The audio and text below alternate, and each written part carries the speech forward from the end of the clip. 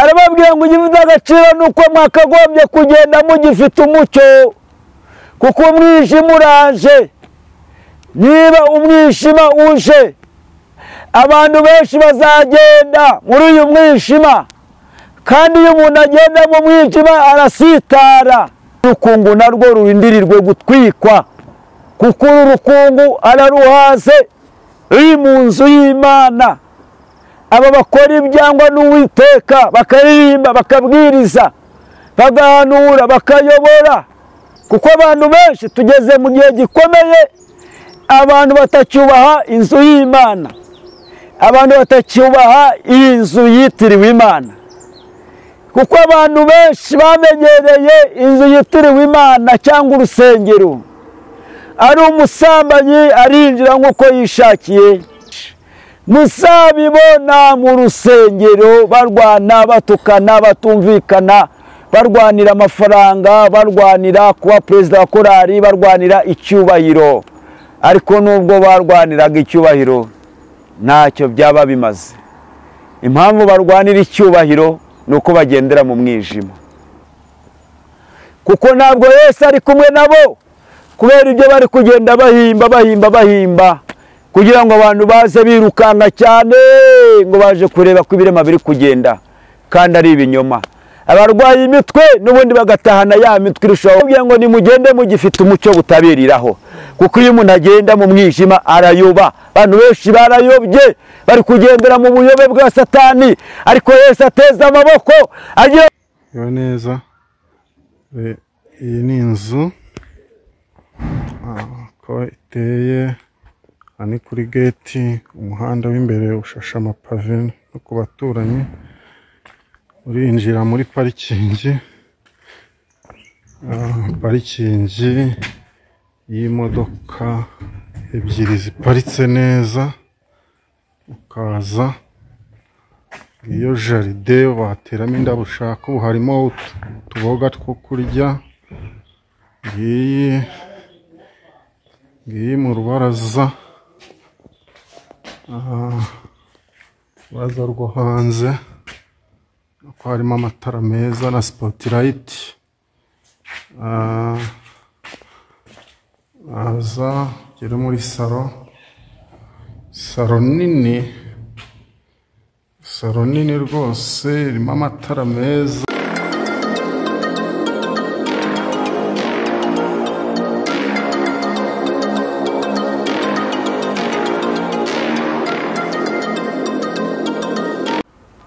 Twongeye kubasuhuza mwebwe mwese mudukurikira kandi mukurikira izi channel zose. Imana nibahe umugisha kandi Imana nibarinde, ibakomeze mwebwe mwese mutuye mu Rwanda, mutuye mu bice bitandukanye, namwe mutuye hanze muri diaspora. Imana nibahe umugisha.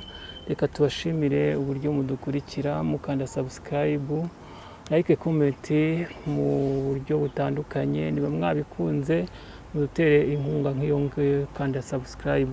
Imana nibahe umugisha. Rero turabishimiye kandi ni ukuri ntabwo twabura kubasabira umugisha mwebwe mwese. Muri uyu mwanya rero dufite umukozi w'Imana tugiye kumva, nk'uko dusanzwe tubikora, nk'uko tubagezaho iby'Imana yashatse kubagezaho. Ntabwo ari bwo bwa mbere twamwakira. Ni umukozi w'Imana, Imana yahaye kuyikorera kugira ngo ajye abaha ibintu byiza Imana yamuhaye. Reka tumwakire rero adusuhuze, noneho arakomerezaho adusengera Imana, noneho asuhuza n'abakunzi bacu. Murakoze cyane. Yesu ashimwe iteka ryose. Amen. Dusuhuje abantu bose bari mu mpande enye z'iyi si. Umwami Imana biteho kandi abaha imbaraga zo gukomeza ibyo kwizera abera bahawe rimwe. Murakoze. Reka twubahe Imana dusenge. Murakoze Mana, ushimwe cyane kandi uhimbazwe. Ushimiye ko wongeye kunyemerera mboneka kuri iyi channel kugira ngo uvuge ijambo ryawe nk'uko warisize mu mutima wanjye. ndinde kuvuga ibyanjye ahubwo umpe kuvuga ibyawe, kandi kuko ntacyo mfite naganiriza abantu bawe uretse umwuka wera wenyine niwe utanga icyo umuntu avuga. Niyo mpamvu mpamagaye umwuka wera kugira ngo aganze mu buzima bwanjye, abane nanjye. Iri jambo ryawe rikeresha imbaraga zikomeye mu mitima y'abantu bose, abazaryumva ubwami bwawe buzaguke, kandi abakizwa biyongere, maze abarimbuka bagabanuke. Urakoze korana nanjye, kandi nizeye yuko umwuka w'Imana agomba kumbera umuyobozi. Ni mu izina rya Yesu Kristo mbisabye Imana, amen. Amen. Murakoze. Reka tuganire ku magambo umwuka wera yashyize ku mutima wanjye, kugira ngo kumve icyo Imana ishaka ku bantu bayo mu gihe nk'iki dusohoyemo. Turasoma ijambo ry'Imana riri mu butumwa bwiza bwa Yesu Kristo uko bwanditswe n'intumwa yitwa Yohana. Igice ni icya 12. Turasoma umurongo wa 10, umurongo wa 35 tugeze 37, dusimbuke dusome na 46 gusa. Reka nsubiremo ubutumwa bwiza bwa Yesu Kristo uko bwanditswe n'intumwa Yohana. Igice ni icya 12. Turasoma umurongo wa 35 tugeze 37, dusimbuke dusome 46. Dusome mu izina rya Yesu. Haranditswe ngo Yesu arababwira ati, hasigaye umwanya muto umucyo ukiri muri mwe. Nimugende mugifite umucyo utabiriraho mukiri mu nzira, kuko ugenda mu mwijima atamenya iyajya.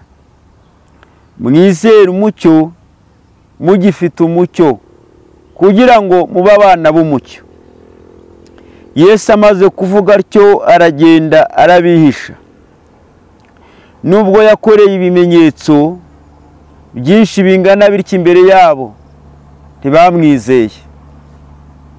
46 haranditswe ngo naje mu isi ndi umucyo, kugira ngo unyizera wese ataguma mu mwijima. Amen. Amen. Ayo niyo magambo nshaka ko tuganiraho. Murakoze cyane.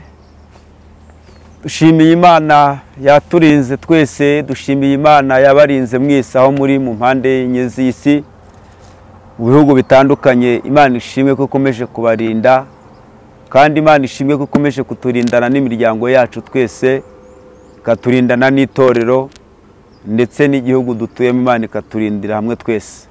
Imana ishimwe kandi himbazwe ikirwe hejuru. Ngarutse rero kugira ngo tuganire ku ijambo ry'Imana.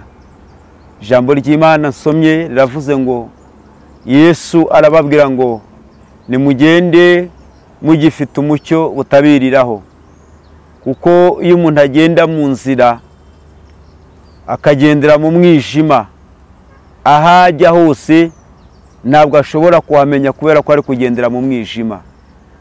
Yesu arongera arababwira ngo nimugende mufite umucyo, kuko muri abana b'umucyo. Ababwira ayo magambo arangije arababwira ngo kandi ikindi, nubwo mbabwiye ngo mugende mugifite umucyo, nuko iyo umuntu agenda afite umucyo aba agomba kugenda ku manywa. Ariko iyo umuntu umucyo yawutakaje, umwijima uramusatira, atangira kugenda mu mwijima kandi akayobagurika. Hepfo yaho haranditswe ngo amaze kubabwira ayo magambo aragenda arabihisha. Nubwo yakoreye ibimenyetso byinshi muri bo, ntabwo bigeze bamwizera. 46 haranditswe ngo impamvu ababwira ko bagomba kugendera mu mucyo, nuko yaje ari umucyo. Ariko nubwo yaje ari umucyo, abantu ntabwo bigeze bemera uyu mucyo, ahubwo bakunze kugendera mu mwijima. n'ayo magambo nsomye Yesu yavuze. Murakoze cyane. Aya magambo rero nsomye yavuzwe n'umwami Yesu ari kumwe n'abigishwa be. Hari impamvu rero Yesu yavuze aya magambo. Iyo dusomye ijambo ry'Imana ritubwira yuko hari mu minsi mikuru yegereye Pasika. Hari mu gihe cyo kugira ngo abayuda babe mu kirori cya Pasika. Yesu rero nawe aya magambo yavuze ari Yerusalemu, arimo abwira abigishwa. Kandi impamvu yababwiraga aya magambo ni uko igihe cyo kubana nabo cyari kirimo kimeze nk'aho kiri kurangira. Abasigira impamba yo kubabwira ngo nimugende mugifite umucyo, kuko bugiye kwira, kuko uyu mucyo nava muri bo bazatangira kujya bagendera mu mwijima. Aya magambo cyari igihe cyo kwitegura Pasika, kuko ngo ari Yerusalemu, ngo yinjiye mu rusengero rw'i Yerusalemu. Ageze mu rusengero rw'i Yerusalemu nta kindi yakoze, asanga urusengero bararuhumanije. Arangije agira agahinda gakomeye bitewe n'ibyaberaga mu rusengero rw'i Yerusalemu. Ngo abohekanye imigozi ayigira nk'ikiboko. Amaze kubohekanya imigozi, amaze kuyigira nk'ikiboko, ngo arabakubita bose, arabirukana. Arababwira ngo nimukureho bino, mureke guhindura inzu ya data iguriro. Ngo yari ageze mu rusengero rw'i Yerusalemu, asanga barimo bavunja, abandi bacuruza, abacuruza intama, abacuruza inuma, n'abacuruza amatungo atandukanye. Yesu nabagira agahinda gakomeye ko kwibaza uburyo abantu bamenyereye urusengero rw'i Yerusalemu. Amaze kugira agahinda gakomeye kubera ko bamenyereye uru rusengero rw'i Yerusalemu, ngo arabasohora bose, arabirukana, arababwira ngo nimukureho bino, mureke guhindura inzu ya data iguriro. Kuko bari barayimenyereye, kuko bari barayimenyereye bibwira ko ari ibisanzwe, ariko batazi ko hari umwami w'urusengero. Ariko uyu mwami abonye ibyo bakora, agira umubabaro ukomeye mwinshi cyane. Nibwo yabakubise abasohora mu nzu i Yerusalemu, kugira ngo uru rusengero rw'i Yerusalemu arebe ko rwakongera gusubirana agaciro rwahoranye. Yesu rero nawe ababwiye ko bagomba gusohora iyi myanda yose yagaragaraga muri uru rusengero rw'i Yerusalemu. Iyi myanda yagaragaraga muri uru rusengero rw'i Yerusalemu, yabikoranye uburakari bukomeye ngo nimukureho bino, mureke guhindura inzu ya data iguriro. Iyo akiza gusanga uru rusengero rw'i Yerusalemu harimo intama n'inuma, nizera ko nta kintu ari kubatwara. Ariko impamvu yagize agahinda ni uko byari bivangavanze: inuma, intama, ihene, ingurube, inka. Ibyo byose biri mu nzu i Yerusalemu. Kuko intama bisobanuye imirimo myiza yo gukiranuka mu buryo bw'umwuka. Inuma nazo zisobanuye cyangwa zigereranywa n'umwuka wera. Umwuka wera ugereranywa n'ibintu byinshi: n'amazi, n'umuyaga, n'umuriro, n'amavuta. Ibyo byose bigereranywa n'umwuka wera cyangwa bishushanywa n'umwuka wera. Iyo Yesu akiza gusangamo izi ntama n'izi numa, ntabwo yari kugira agahinda. Ariko kuko yabonaga harimo n'ihene, kandi ihene bishushanya ikintu kibi, bisobanuye ubuhehesi. Iyo akiza gusanga harimo inka, abantu benshi bakunda kuvuga ngo hari igihe inka bisobanura ibigeragezo, abandi nk'abadayimoni. Iyo kiza gusangamo n'imbwa bisobanura ubusambanyi, ntabwo yabyihanganiye byose. Iyo kiza gusangamo bagurishamo n'inkoko byose, ntabwo ari kubyihanganira kuri nk'uko bisobanuye amagambo. Niyo mpamvu yafashe umugozi arakubita ngo nimukureho bino mureke guhindura inzu ya data iguriro. Kuko abantu benshi bari baramenyereye urusengero rw'i Yerusalemu. Kuko abantu benshi tugeze mu gihe gikomeye, abantu batacyubaha inzu y'Imana, abantu batacyubaha iyi nzu yitiriwe Imana. Kuko abantu benshi bamenyereye inzu yitiriwe Imana cyangwa urusengero. Ari umusambanyi arinjira nk'uko yishakiye, umusambanyi arinjira nk'ujya muri loje, umusinzi nawe akinjira nk'umuntu ujya mu kabari. Niyo mpamvu barayimenyereye inzu y'Imana, barayimenyereye. Abantu bose barinjiramo, ari uvuye gusambana, ari uvuye mu kabari, ari umutinganyi nawe arinjira mu nzu y'Imana. Ibyaha byose ntabwo bagitinya kubyinjirana mu nzu y'Imana. Ariko Yesu nubwo babyinjiza mu nzu y'Imana afite agahinda gakomeye. Arababaye, ababajwe nuko abantu bamenyereye urusengero, bamenyereye inzu yitiriwe Imana. Ariko nubwo bayimenyereye ntabwo Yesu yabaretse, yaraje arakubita arabasohora bose. N'ubundi igihe kiri hafi kugira ngo uru rukungu rumaze igihe kinini mu murimo w'Imana aruvangure n'amasaka, amasaka yashyira ukwayo, n'urukungu narwo rurindirirwe gutwikwa. Kuko uru rukungu araruhaze ruri mu nzu y'Imana.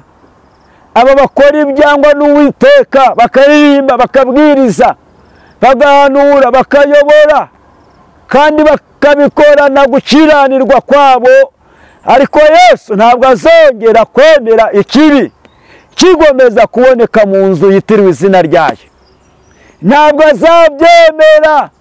Azasohora waba ukorana ibyaha umurimo w'Imana, umenye ngo igihe kiri bugufi, umenye ngo igihe kirasohoye kandi kiraje, bimenyekane ko wakoreye Imana ubivangavanga.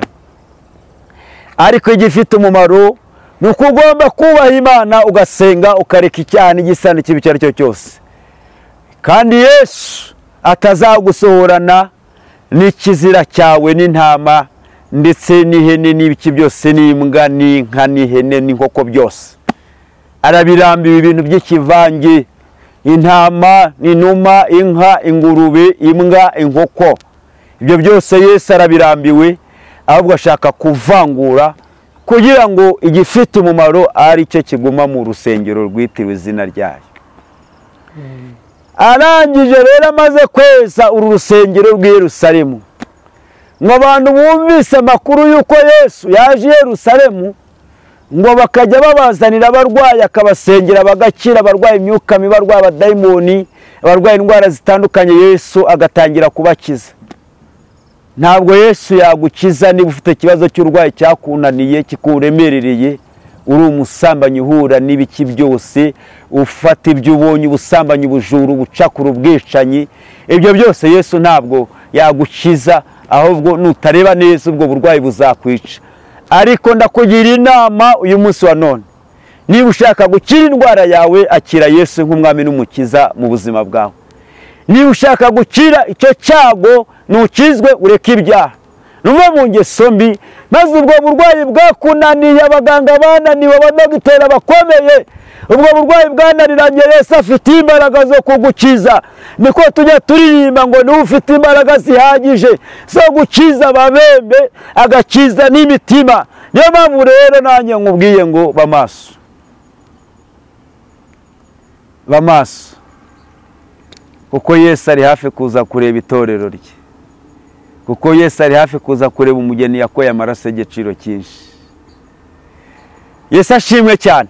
Amen. Niyo mpamvu rero Yesu arimo ahumanura urusengero rw'i Yerusalemu, ngo yicaranye n'abigishwa, arababwira ngo igihe kirageze, umucyo uve muri mwebwe. Abagira inama, arababwira ngo igifite agaciro nuko mwakagombye kugenda mugifite umucyo, kuko umwijima uraje. Niba umwijima uje, abantu benshi bazagenda muri uyu mwijima, kandi iyo umuntu agenda mu mwijima arasitara, amera nk'abandi bose. Iyo abantu bagenda mu mwijima baratsimbana, baranarwana, aturangandagiye, ati kubera iki nsimbye? Kubera ko ba bantu barimo bagenda mu mwijima bagatangira gutongana. Niyo mpamvu byinshi muzabibona mu rusengero barwana, batukana, batumvikana, barwanira amafaranga, barwanira kuba perezida wa korali, barwanira icyubahiro. Ariko nubwo barwaniraga icyubahiro ntacyo byaba bimaze. Impamvu barwanira icyubahiro nuko bagendera mu mwijima, kuko iyo icyo cyubahiro ari Imana yakiguhaye, uratuza ukagereka akaguru ku kandi, ukumva ko nta kibazo kirimo, kuba kiguhaye ari we uzakurwanirira. Ariko impamvu abantu benshi muri ibi bihe dusohoyemo barimo barwanira icyubahiro mu nzu yitiriwe izina ry'Imana, barimo barwanira icyubahiro hirya no hino, nuko barimo bagendera mu mwijima, ntabwo bagendera mu mucyo.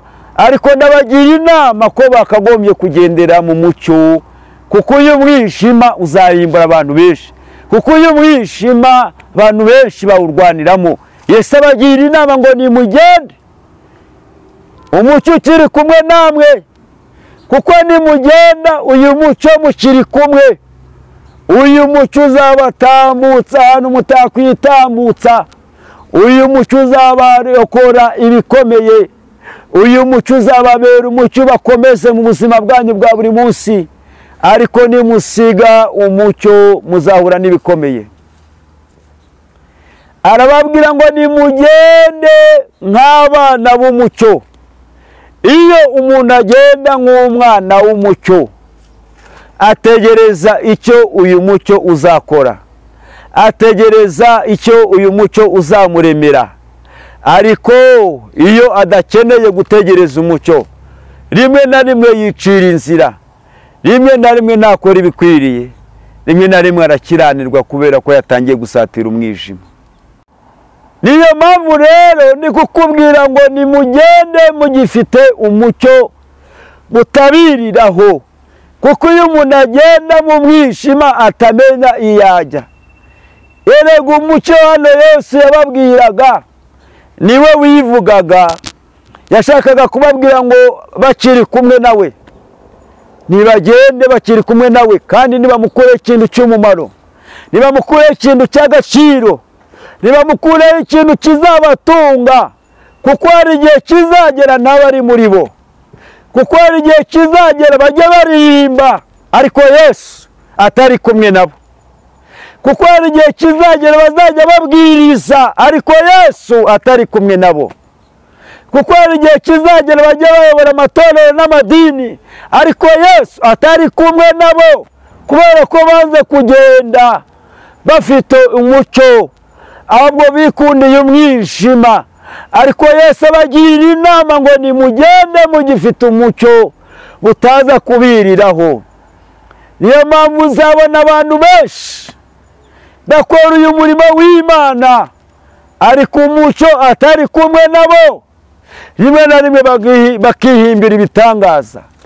Hano turasengera ibirema kandi ari ibintu bahimbye, turasengera abantu bakajugunya imbago kandi ari ibintu bahimbye, turasengera abantu bahumuke kandi ari ibintu bahimbye, ahubwo bashaka indonke, kuko ntabwo Yesu ari kumwe nabo, kuko ntabwo Yesu ari kumwe nabo, kubera ibyo bari kugenda bahimba kugira ngo abantu baze birukanka cyane ngo baje kureba ko ibirema biri kugenda, kandi ari ibinyoma. Abarwaye imitwe n'ubundi bagatahana ya mitwe irushaho kurimbana nabo, barushaho kuremba kubera bwa burwayi bw'umutwe. Abarwaye indwara bakazitahana kubera ko Yesu atari kumwe nabo, kandi yarabagiriye inama baza mu murimo w'Imana, badakeneye ko Yesu yabayobora, badakeneye ko Yesu yabatunga, badakeneye ko Yesu yabana nabo, badakeneye ko Yesu bakora ibikwiranye n'ijambo rya Kristo, badakeneye ko Yesu yabayobora intambwe z'ibirenge byabo, ariko batangira guhimba ubuhanuzi bw'ibinyoma, batangira kubeshya ngo Imana iravuze kandi itavuze, ahubwo bashaka amaviyuzi, bakabwiriza, bagahanura, bagakora umurimo w'Imana bashaka amaviyuzi, badashaka ko ubwami bw'Imana bwaguka, badashaka ko abantu bakizwa, ahubwo bashaka indonke mu murimo w'Imana, bashaka icyubahiro mu guhanura. Ntabwo bakeneye ko ubwami bw'Imana bwaguka, bakeneye indonke mu gusengera abarwayi, ntabwo bakeneye ko ubwami bw'Imana bwakwaguka. Nigeze mpamagara umukozi w'Imana, uzajya mwihangana mpurana byinshi muri uyu murimo. Mpamagara umukozi w'Imana ndamubwira ngo mukozi w'Imana, hari umudamu ufite ikibazo gikomeye cyane, arashaka ko tumusengera. Ngewe sinari mpari, nagiye mu ivugabutumwa abanza, yari yampamagaye, ndamubwira ati ariko naguhuza n'undi mukozi w'Imana wagusengera. Mfata telefone mpamagara umukozi w'Imana, ndamubwira ati mukozi w'Imana, ko hari umuntu ufite ikibazo cy'uburwayi wagiye kumusengera. Arambwira ati Jean Marie, mubwira nyohereza amafaranga. Ese urashaka amafaranga y'iki? Ati ndashaka gutega akamoto. Ese ko muturanye nta minota 30 ihari, akamoto ushaka nakiki? Ati ntabwo namusengera atampaye amafaranga. Ese unuza kumusengera ntabwo ashobora kukureka gutyo, nawe arakureba nyine avuga ati reka ngutegera akamoto ugende bitewe n'igikorwa ukoze.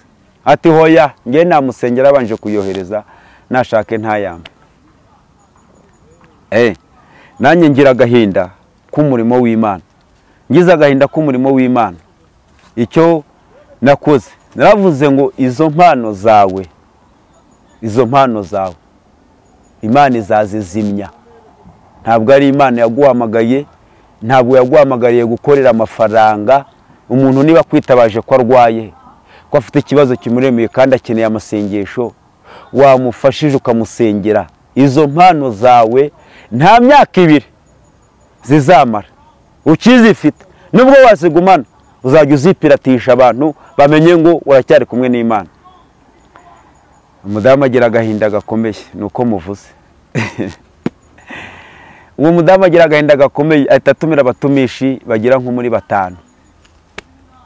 Barampamagara barambwira ati turashaka ko duhura tugasenga mukozi w'Imana. Ndavuga ati nta kibazo. Tugeze aho twagombaga gusengera, baravuga ati reka Jean Marie abari uyobora ya masengesho, kuko bazi ko ngewe sinshobora gutangira amasengesho tutabanjije gukora umwanya wo kugira gute wo kwihana. Mba ndatangije, ndavuga ati rero mbere yuko nyobora amasengesho kadushyiraho umwanya wo kwihana. Wa mudamu ubwo urumva yari yaje, ndangije nyine nca bugufi ndavuga ati Imana imbabarire, hari uko yambonye uyu munsi ntayikiranukiye, inyeze intunganye amasengesho mboko nguko ibyiza byinshi. Nawe arangije abarariza ati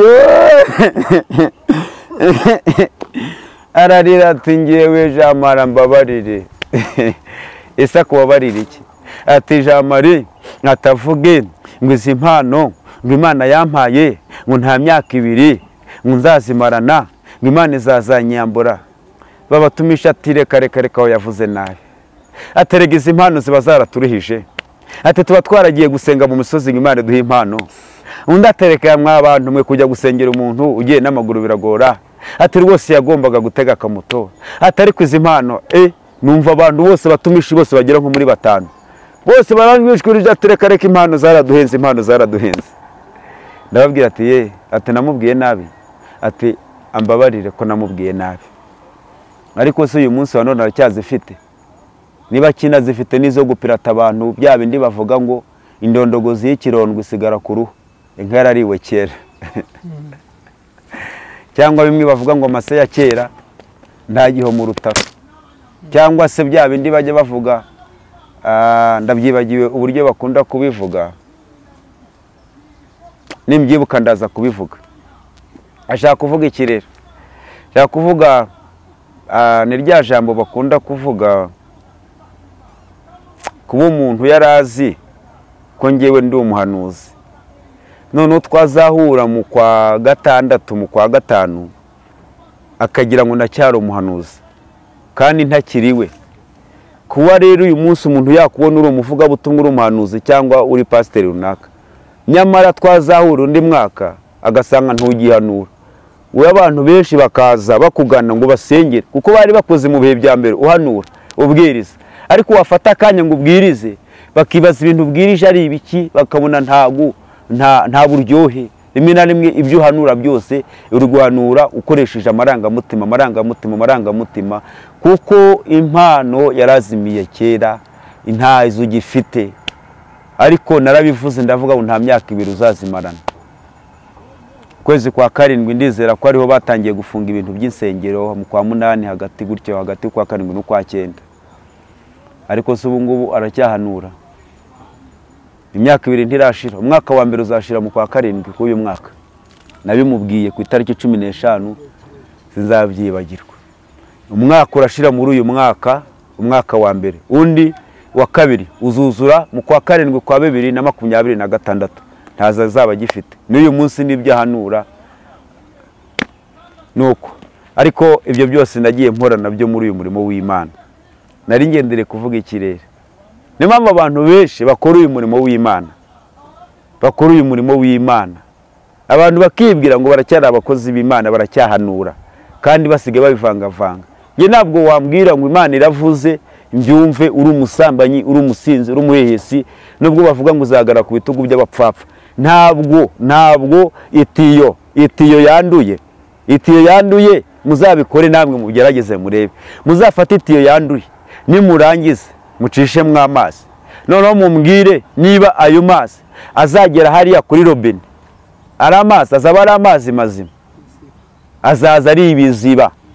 Ntabwo itiyo yanduye ishobora kuzana amazi mazima. Niyo mpamvu ibintu byose umuntu akora uyu murimo w'Imana twakagombye kujya twiga gukiranuka, nibyo bifite umumaro kurusha ibindi bintu byose. Rero Yesu nawe arababwira ngo mugende mugifite umucyo. Uyu mucyo yatakaye, abantu batangira kubesha ngo Imana iravuze kandi itavuze. Abantu batangira guhanura, abantu batangira kubwiriza ubutumwa bwiza, ariko ari ibintu byo gupira ubutumwa bwiza, nta buryo burimo, ntaho wabwumva, ntaho bwakuvana, ntaho bwakujyana.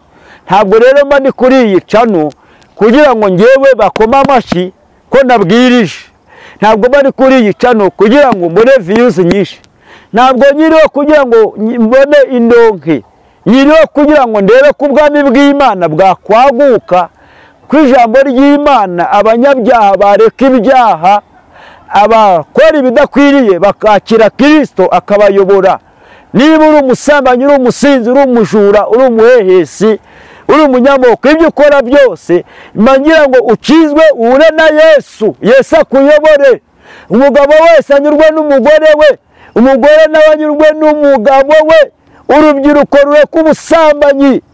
Ndabizi ikoranabuhanga rirakataje, ariko abenshi babaswe yabindi barebera ku matelefone ya pornography. Benshi bagendera muri za pornography. Hari n'abantu njya mbona, hari n'abantu benshi bubatse ingo bafite ama pornography mu matelefone yabo, kandi ugasanga ari n'abavuga ngo nabakozi b'Imana, ugasanga bavuga ngo baba mu rusengero, baba mu itorero, kandi bareba ama pornography mu ngo zabo. Abandi bakora ubutinganyi, za masturbation, abandi bakikinisha n'ibiki byose, ariko barangiza bakabeshya ngo bari mu itorero, bari mu murimo w'Imana. Impamvu rero avuga ubutumwa ni ukugira ngo ndebe ko abantu bakizwa bakareka ibyaha. Uyu mwijima uri kumwe namwe ni Satani. Yesu aragendera kubabwira ngo nibagendera mu mwijima. Kugendera mu mwijima yarababwiye ni ibyaha, ko nibagendera mu mwijima, nibakora ibi byaha ntabwo bazamenya inzira, kuko iyo umuntu agenda mu mwijima arayoba akamera nk'abandi bose. Ibyo abantu batakoraga bagatangira kubikora kubera ko Yesu batari kumwe nawe. Ariko nimuve mu mwijima nimuve mu buyobe, uyu mucyo azabarinda, azabana namwe. Uyu mucyo arashaka ko abantu bose bakizwa bakamenya ukuri, bakareka ibyo bagenderamo byose bidakwiriye, kuko nibatareka ibyaha Yesu azaza guhemba no guhana abanyabyaha. Babonye ishyano rikomeye cyane, kuko nta gihe basigashe, ariko abagendera mu mucyo, abakristu, abamenye Yesu, ubwami bw'Imana buregereje, kandi Yesu ari kumwe nabo kugira ngo abarinde, kugira ngo abiteho, kugira ngo bakize indwara zananiranye. Nta wundi wabakiza indwara zananiranye uretse amaraso ya Kristo yonyine niyo agomba kubakiza izi ndwara zananiranye. Izi ndwara zose abantu barwara, imivuduko, amadiyabete, amakanseri, za sida n'ibindi, zindi ndwara nyinshi zose, nibakire Yesu barebe ko atabakiza indwara. Nibatunge Kristo mu mubiri wabo, mu buzima bwabo bwa buri munsi. Barebe Yesu ko atirukana uburwayi, barebe Yesu ko atirukana uburwayi bwananiranye, ko atirukana ibyorezo. Nta wundi wakwirukana akaga, nta wundi wakwirukana amakuba uretse Kristo wenyine. Niyo mpamvu abantu bagomba kumwizera, bakamumenya, bakamusenga, bakamukorera, kugira ngo abarinde igisa n'ikibi cyose. Niyo mpamvu yababwiye ngo nimugende mugifite umucyo butabiriraho, kuko iyo umuntu agenda mu mwijima arayoba. Abantu benshi barayobye, bari kugendera mu buyobe bwa Satani, ariko Yesu ateza amaboko agira ngo abantu bakizwe, agira ngo abantu bamumenye, agira ngo abantu bakorere iyi si nk'abantu bazayivamo, bakorere ijuru nk'abantu bazaritaha, kugira Yesu azabahembe bakiri mu isi, ndetse azabahembe n'ubugingo bw'iteka, ubuzima bw'iteka. Yesu aramagarira abantu kureka ibyaha, Yesu aramagarira abantu gukizwa, Yesu aramagarira abantu kuva mu buyobe.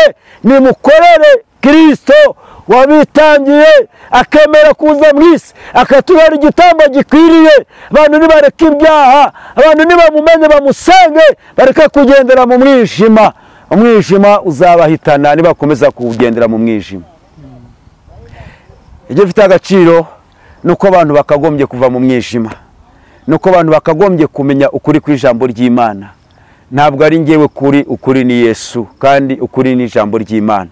Basome ibyanditswe, basome ijambo ry'Imana, ribayobore, ribatunge, ribageze mu bugingo, ribakure mu rupfu, ribageze mu bugingo.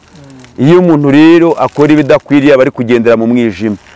Erega Yesu umucyo yababwiraga niwe wivugaga.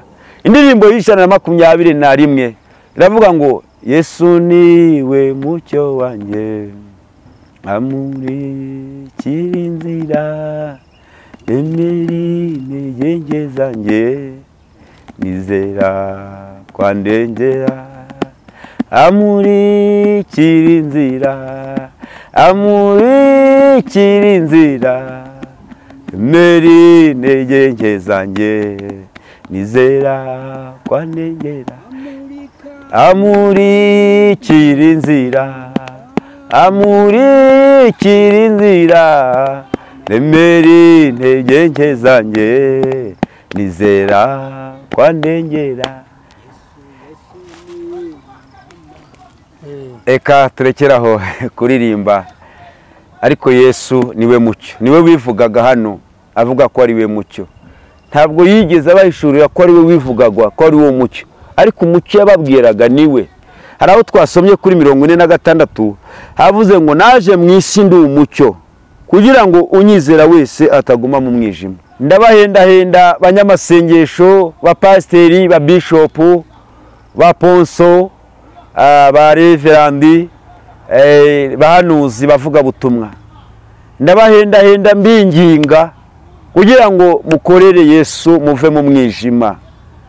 Yesu yaje mu isi ari umucyo, kugira ngo abari mu mwijima bawuvemo, kugira ngo umuntu wese ugendera mu mwijima awuvemo, akorere uyu mucyo ari we Yesu. Kuko nimwanga uyu mucyo, ibizababaho byose muzabyirengera. Kuko uyu mucyo mwarawanze, muwutera umugeri, muwutera n'umugongo, muravuga ngo ntabwo dukeneye umucyo. Nyamara Yesu yaje mu isi ari umucyo, niko yavuze ngo kugira ngo abari mu mwijima bawuvemo. niyo mpamvu umuntu wese akagombye kumenya ngo mbese muri ibi bihe dusohoyemo ndi kugendera mu mucyo cyangwa ndi kugendera mu mwijima? Ese ndi kugendana na Yesu cyangwa ndi imbata y'ibibuze, cyangwa ndi kugendana na Satani? Satani nawe arakumerera nabi, araguhitana, arakwica niba utamuretse ngo ukorere Yesu, azaguhemba ubugingo bw'iteka. Muve mu buyobe, muve mu byaha, mukorere Yesu, mukorere uyu mucyo. Kandi turi ku musozo. Hepfo yaho twasomye ngo amaze kubabwira ayo magambo arabihisha kugira ngo arebe ko ibyo babwiye babyumvise. Niyo mpamvu rero umwana w'ubugingo we yumva vuba, ariko uwo kurimbuka ahora avunira ibiti mu matwi. Ariko umunyabugingo we agomba guhita yumva vuba. Yesu rero agira agahinda gakomeye, arabihisha ngo arebe ko ibyo babwiye bakomeje kuyoborwa n'uyu mucyo. Ngo nubwo yakoreye ibimenyetso byinshi muri bo, ngo ntabwo bigeze bamwizera. Tekereza kuba bataramwizeye kandi yarabahaye impanuro, yarabahaye impuguro, arababwira ngo nimugende mugifite umucyo utaza kubiriraho, kuko iyo umuntu agenda mu mwijima arayoba. Ni muba abana b'umucyo. Ababwira ayo magambo, ariko ngo amaze kubihisha ngo ntabwo bigeze bamwizera. Ngo yakoreye ibimenyetso byinshi muri bo, yakoreye ibitangaza byinshi muri bo, ntabwo bigeze bamwizera, ntabwo bigeze bamumenya. Si agahinda gakomeye wa muntu we uri mu mpande enye z'isi, aho uri hose mu bihugu bitandukanye? Ntibibabaje kuba utarizera Kristo, ntibibabaje kuba utaramumenye?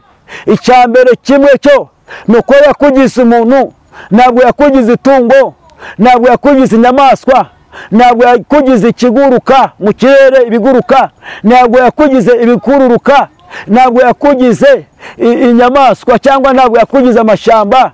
Yahanitse ikirere, izo ni imbaraga ze zabikoze. Ariko kuki utamwizera kandi waramumenye? Kuki utamwizera kandi ukiriho? Iracyakurinze, Imana iracyakurinze, Imana iracyari kumwe nawe. Ibyabaye byinshi, ibyaguhize byabaye byinshi, ariko Yesu ntabwo yagusize, ntabwo yagutaye. Yakomeje kukurinda, yakomeje kukwitaho mu buzima bwawe bwa buri munsi. Ugenda ubona ineza y'Imana. Ariko Yesu agira agahinda gakomeye ngo nubwo yakoreye ibimenyetso byinshi muri bo, ntabwo bigeze bamwizera, ntabwo bigeze bamumenya, bamuteye umugongo. Bimaze iki? Kandi Yesu yarabagiriye inama, arababwira ngo nimugende mugifite umucyo. Ndakubwira ngo genda ugifite umucyo utaza kwira. Hari igihe kizagera bwire, hari igihe kigera bukira, hari igihe kigera mu ngo z'abantu bukira, hari igihe kigera umuntu akabona ko bwishe kandi ari ku manywa izuba riva, ariko abandi nabo bakagenda akavuga ati uyu munsi bwanyiriyeho. Kandi abantu buzabiriraho, abantu buzaburira ari ku manywa kubera ko umucyo bawutaye. Abantu buzabiriraho nubwo ibyaha basigaye babikora.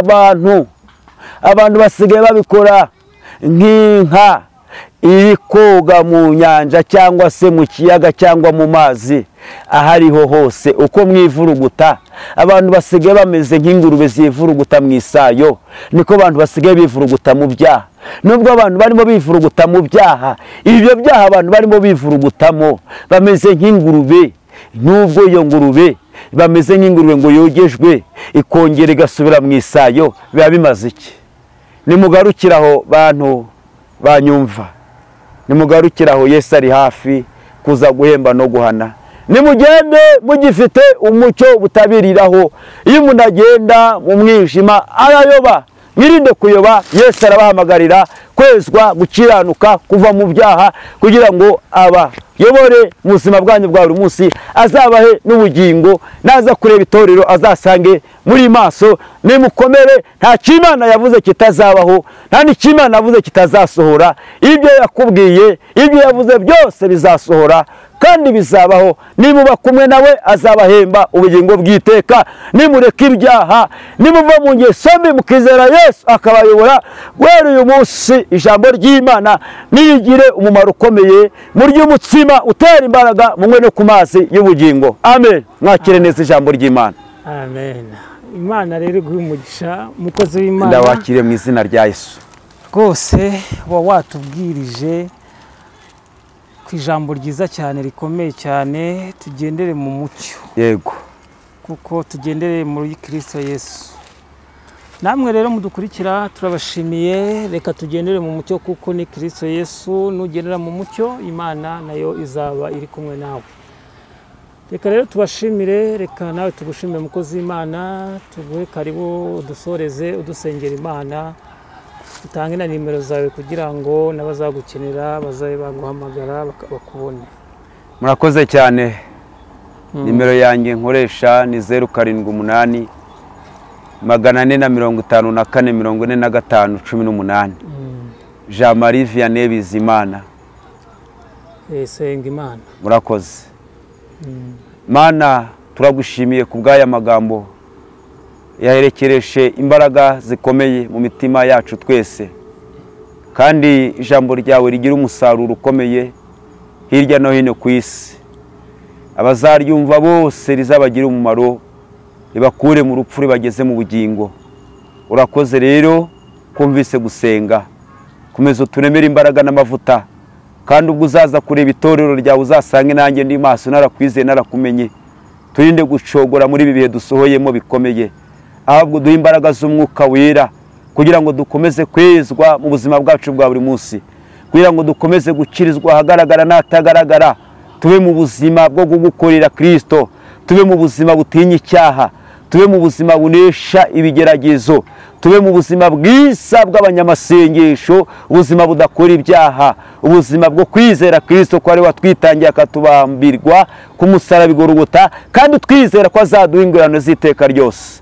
Urakoze kumvise gusenga kwanjye, ni mu izina rya Yesu Kristo mbisabye Imana. Amen. Amen. Imana iguhe umugisha. Amen. Ndawakire mu izina